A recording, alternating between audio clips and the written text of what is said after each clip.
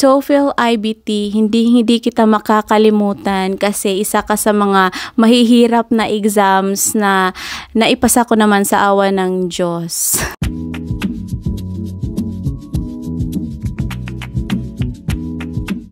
Hello everyone! Welcome back to my channel. My name is Mary Rose, also known as Mama Lot. So I am here helping teachers find teaching jobs in the United States. So in today's video, pag-uusapan natin ang tungkol sa isa sa mga pinakamahirap na exam na so far naipasa ko naman sa awa ng Diyos. So, last year, ni-require kami na Department of Education ng Kansas na mag-take at maipasa ang TOEFL IBT and Praxis. Personally speaking, TOEFL IBT is one of the most difficult exam that I took so far in my life. So, ano ba tong TOEFL IBT? This is an English proficiency exam. So, pwede kang mag-take ng exam through online. May kasama akong teacher na nag-take siya ng TOEFL IBT somewhere in Manila. So, it's like testing center where there's a lot of teachers na nag-take ng exam. And I think, para sa akin mas effective yung sa home testing lang kasi nakaka-focus ka. Whereas kung madami kayo sa testing area, parang maraming distractions kumbaga.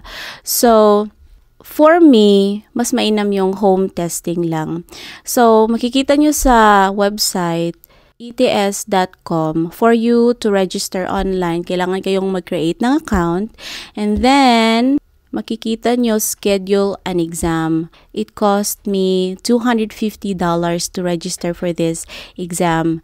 Diyan din sa website na yan, madaming mga practice test na pwede nyong gamitin before the exam para naman alam nyo kung ano yung gagawin at alam nyo kung ano yung mai-expect ninyo during the exam.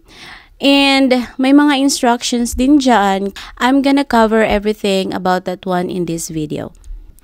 Now, let's talk about the structure of the test. So, in this test, this is a timed test. So, in this test, the 4 macro skills will be tested, namely reading skills, your listening skills, your speaking skills, and your writing skills, and everything is timed. Now, let's talk about the reading test. So, in this test, you're going to read 2 long reading passages, and each reading passages will have 10 questions each. Now, you don't have to read the whole text because once you start to hit the start button, magsa-start na yung time mo. So, ipapakita sa first part ng test, ipapakita yung kabuuan ng test. You don't have to read the whole text kasi mauubos yung oras mo. Kailangan parang i-scan mo lang siya, babasahin mo yung title, tapos tatantyahin mo kung gaano siya kahaba, tapos parang babasahin mo lang yung mga first sentence na pangmadalian, pangpaspasan talaga. Tapos doon ka na sa first question agad. So, ang ginawa ko, kasi each questions, ipipresent naman nila yung paragraph kung saan ka magfo-focus.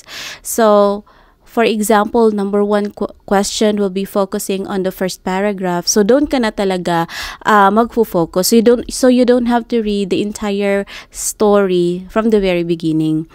And another thing, i-scan mo lang siya.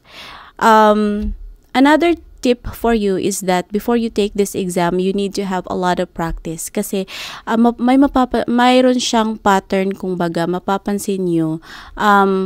Pag palagi na kayong nagpa-practice, may makikita kayong pattern. So, ang ginawa ko, dinivide ko yung 30-minute ko sa reading test. So, each reading passage, at least meron akong 15 minutes each. So, dahil may 15 minutes each ako kada passage, so yung 10 questions ko, parang dinivide ko na siya kung ilang minutes ako mag-i-stay doon. Kapag masyadong mahirap yung tanong, ini-skip ko siya. Hindi ako pwedeng mag-stay doon sa question kasi nauubos yung oras mo.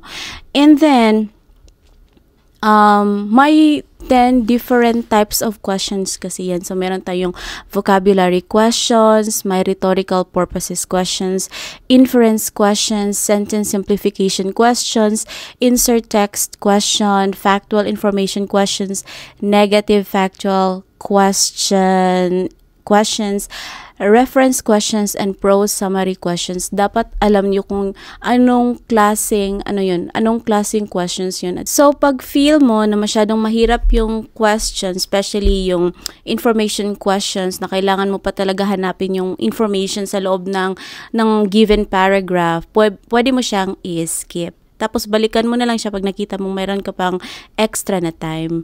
And then, this is a multiple choices test. So, almost all the choices parang magkakalapit lang yung sagot. So, kailangan talaga more on practice to this. There are 10 questions in each passages, diba?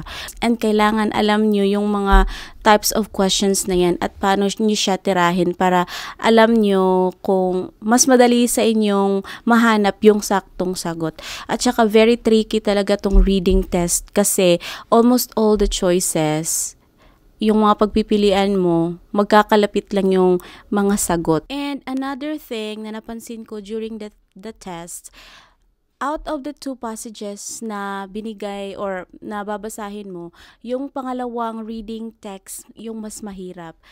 More on scientific, kasi yung first passage kasi parang conversational lang or parang historical lang.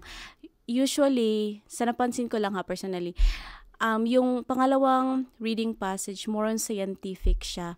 Kaya, mas nagbibigay ako ng mahabang oras sa second passage. Kumbaga, mga 17 or 18 minutes yung ilalaan ko sa second passage at yung first passage naman around nasa mga 11, 12, or 13 minutes lang. And another important thing is yung timer mo. The lesser time you will have, the more panic you will be. So, kailangan relax lang talaga. Lalo na, kaya nga, sa second passage, kailangan kang magbigay ng medyo malaki-laking or mahaba-habang oras. Kasi, mas mahirap yung, for me mas mahirap yung second passage. So, pag nakita ko na konti na lang yung time at saka may 5 questions pang natitira, hindi ko na nafo-focus yung mga questions na yun. So, yun na, yung score ko maaapektuhan syempre, di ba? So you have to give or you have to really divide your time and stick to your time. Pag hindi mo alam yung sagot or pag nahihirapan ka, kailangan skip mo yan, punta ka sa next questions. Tapos balikan mo na lang. Now, the next test is about listening. So, in listening test, you will have 6 listening passages. So, sa 6 listening passages na yan, meron kang 3 academic lectures with 6 questions each and 2 campus conversation with 5 questions each. So, kailangan mo sa test na ito whiteboard, marker, and an eraser. Ang ginamit kong whiteboard dito is yung back-to-back para mas mabilis siya. Tapos, madami akong masusulat. And then, yung marker ko naman, yung parang maliit lang na yung tip, manipis lang yung tip, tsaka yung tela as an eraser ko para mas mabilis siya. So, while nakikinig ka sa conversation, sinusulat mo. Hindi mo kasi masyadong mabilis yung pagkakasalita dito sa conversations nila, especially yung sa academic lectures. Madami siyang mga scientific terms na sinasabi, madami siyang mga mahihirap na mga words and may mga dates, may mga name of the person. So, hindi mo siya talagang nasusulat in a paragraph or in a phrase. So, ang ginawa ko dito, parang mga araw-araw lang, mga date lang. Tapos, ang pangit talaga ng it doesn't matter kung anong the way mong maisulat. Na importante, alam mo kung ano yung sinulat mo. Kasi right after ng conversation or ng lecture, bibigyan ka agad ng mga tanong. tapos makukontinue na yung time mo. By the way, while you're listening to the passage, to the listening passage or the lectures, mag-i-stop yung time mo. And then when the lecture stop, makukontinue na yung time mo, and at the same time sasagot ka na. So yun na, doon na magagamit yung mga note taking mo. So importante talaga mabilis, or alam mo yung mayroon kang strategy kung baga sa listening passages. Mas mabilis yung araw-araw na lang, yung name nga ng person or yung scientist or yung mga people involved sa lectures is sinusulat pa yan. Hindi ko na nga nai-spelling ng maayos. Ang importante talaga, naisulat mo.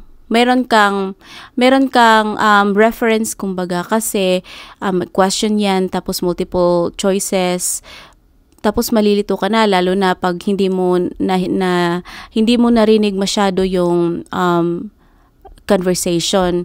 So kailangan talaga focus ka, tsaka may practice ka dito. Now let's go to the third test, which is the speaking test. So speaking test, you will be given 4 listening passages, and you will be given also 30 seconds to prepare and 60 seconds to give your opinion or your answer. So everything is timed in here. Now the strategy in here is to practice a lot and to record your answers. So meron ako mga sample records dito way back, nagpa-practice pa ako sa speaking skills ko. Nire-record ko yung mga sagot ko, tapos pinapakinggan ko siya. So yung unang tanong ng speaking test, you will be given a familiar topic, and then meron kang 15 seconds to prepare and 45 seconds to answer. For example, would you prefer to work at one job for the entire life or to switch job for every 5 years? So parang mga familiar topic lang, tapos you give your answer. You have 15 seconds to prepare, then 45 seconds to answer. Now, may pattern yan. So parang may pattern yan kung paano mo sabihin yung answer mo.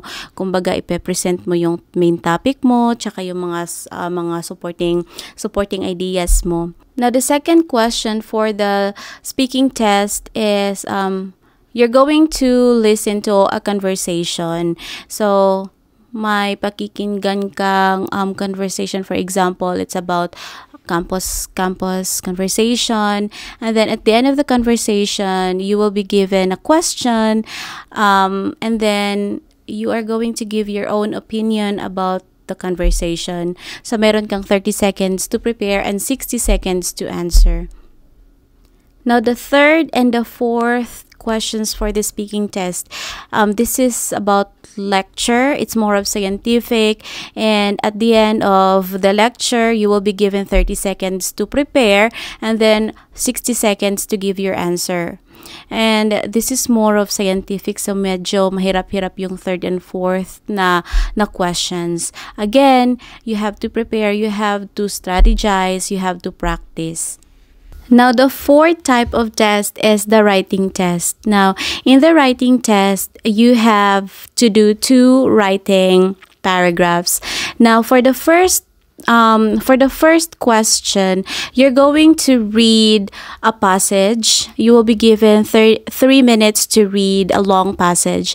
And then after the time, you're going to listen to a lecture. A campus lecture. It's either historical or scientific.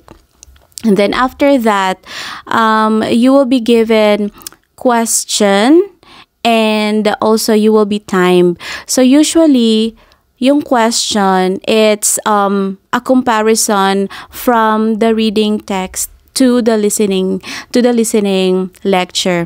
So, for example, summarize the points made in the lecture, being sure to explain how they cast doubt on the scientific points made in the reading passage. So, i-compare mo siya. You will be given 20 minutes to write down. So, you should have your introduction, your body, then your conclusion. And may pattern yan. So, dapat dapat yung mga evidences mo is pattern dun sa, yung mga evidence mo dapat nasa listening text and nasa reading passage. So, yung reading passage mo, visible siya. So, while you're typing, yung reading passage mo nasa harap lang, wag na wag mo siyang kukopyahin kasi minus points lang. Yung thought lang, kung pwede nga i-paraphrase mo siya, yung thought lang, yung isusulat mo dun sa paragraph mo. Again, you will be given 20 minutes for this with 250 to 300 words. So, yung words, nagmamatter siya, yung pagka-arrange ng paragraph mo, yung thoughts, nagmamatter siya. And then, the second question, this is, you are going to read a dialogue about a campus conversation, and then you're going to agree or disagree from one of the involved person in the dialogue. So you can also say like, I agree with the point of Mr. or the professor. It's because, but I do have my own opinion. So parang mga ganon. So parang mag-create ka ng sarili mong opinion based from the conversation. So, yun na nga. From this test, you will be using, again, whiteboard marker and eraser based from the first question. So, kailangan mo yung whiteboard. So, yun na yung structure ng test, and those are my tips. And what are the things that you need to prepare during your test, your home test? Kasi nga, yung home testing lang yung na-experience ko. Opening your ETS website, ipa-follow mo yung instruction, may da-download ka, and then ikukonect ka sa proctor mo. Yung proctor mo, bibigyan ka ng mga instructions. Like for example, you have to move around you have to turn around your laptop so that the proctor will see everything in your room. So, kailangan nasa silent room ka, walang ibang tao, tapos nakasarado yung mga pinto, ipapakita mo kung saan yung pinto banda, tsaka yung mesa mo dapat walang mga gamit, malinis yan. Ipe-pre mo lang yung ID mo, yung passport or driver's license mo, yung cellphone mo, pwede yung cellphone mo or yung salamin, at tsaka walang dapat mga hikaw, relos, walang suot yung kamay mo, tsaka yung tenga, wala yung headband or anything. Tapos, bawal yung headphone, bawal yung headset, and then sasabihin ng proctor na iaano mo yung camera mo, ipapakita yung buong kwarto mo. So, yung mesa mo, sa ilalim ng mesa, all around your rooms, dapat walang tao. Tsaka, pagkatapos nun, ipapakita yung cellphone mo, kung ano yung itsura ng laptop mo, yung screen mo, tapos yung cellphone mo, ipapakita dun sa bed or sa kung saan mo ilalagay, dapat visible yan sa proctor. At saka yung passport mo dapat din dun. And then, ipapakita mo doon yung gagamitin mong materials like whiteboard, marker, at saka yung eraser mo. So, yun lang yung mga gagamitin, at saka yun lang yung nasa table mo. And then, during the test, bawal kang magbasa ng malakas. Dapat silent lang na basahin mo. So, bawal yung, kasi baka isipin nila na may ibang tao sa loob ng room or may pinapakinggan kang iba. So, bawal talagang basahin yung passage na malakas. At saka bawal ka ding lumingon-lingon kasi nga, kahit hindi mo nakikita yung proctor mo, nakikita ka niya, of course. So, all the way ng test mo, you need to be quiet. Kung kailan ka lang pwede sa speaking test, dun ka lang magsasalita. Bawal palingon-lingon. Dapat focus ka lang. And then, at the end of 2 hours, at the end of your exam, pwede kang mag-type or pwede mong sabihin, Proctor, I am done, I am finished. So, yun na nga, isasara niya yung site.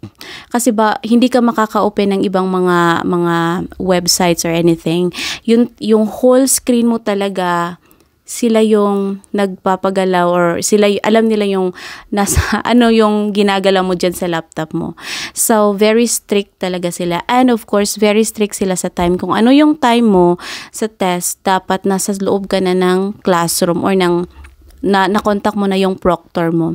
So, before the day, kailangan mo nang i-test yung internet mo, yung laptop mo, ready na siya, at saka yung mga gagamitin mo. And then, at the end of the test also, yung sa reading at saka yung sa listening test, makikita mo agad yung score. And then, after a few days, mag-i-email yung ETS kung kailan mo or kung ano yung result mo, kung pass ka ba. Iba-iba yung state, iba-iba yung passing score. Sa state namin, dito sa Kansas, passing score is 88. So, out of 120 items, I need to have 88 points to be able to pass. And luckily, nakapasa naman ako. Again, you have to be prepared for this test. You need to practice. And as much as possible, nag-purchase kasi ako ng online, nag-purchase kasi ako ng practice test. Sa practice test na yan, yun talaga yung kung ano yung pagka-time, kung ano yung lalabas sa screen, kung ano yung itsura ng reading passage, yun din yung lalabas sa test. Ganun-ganun. Pero iba yung questions, of course.